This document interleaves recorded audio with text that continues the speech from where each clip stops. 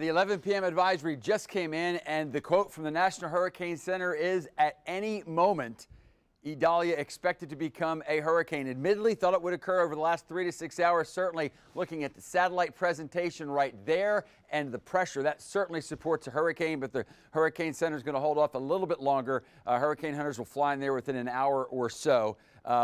Could be a little bit of relative good news, but I am just talking relative. As Anthony mentioned, this is going to become a hurricane. We expect it to become a major hurricane, but for the first time, really, since we've been talking about just how much will it intensify, that maybe, just maybe, we're going to see it peak at a major 3 as opposed to going to a 4. There is some legitimate science, still is, but maybe just a little bit less science that would take it to a category 4 and hold it as a 3.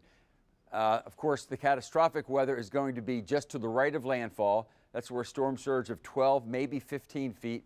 We're thinking Cedar Key on up to about the mouth of the Swanee River, somewhere within there. That's where the worst will be, and that's going to be Wednesday morning. So what's that mean for the First Coast? Our forecast really has not changed, but the advisories have just now changed. This is going to be updated in just a moment here. Hasn't quite updated, but I'll tell you, and that is the Jacksonville metropolitan area, the coastal counties, that is Flagler, St. John's, Duval, Nassau, Camden, and Glenn. There it is. We just got the update. So we're now under a tropical storm warning. We were at a watch. Now we're at a tropical storm warning.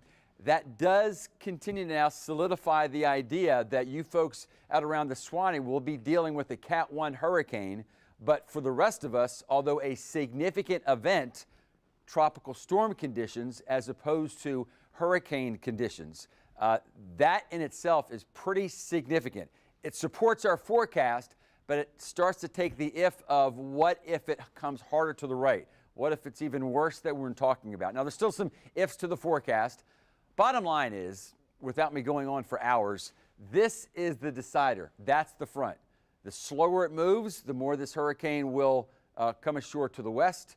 The faster it moves, the more it's going to come to the east and more significant to us. We're going to wrap it up for now, then break it down for you county by county for what's going to happen on Wednesday in just a few moments.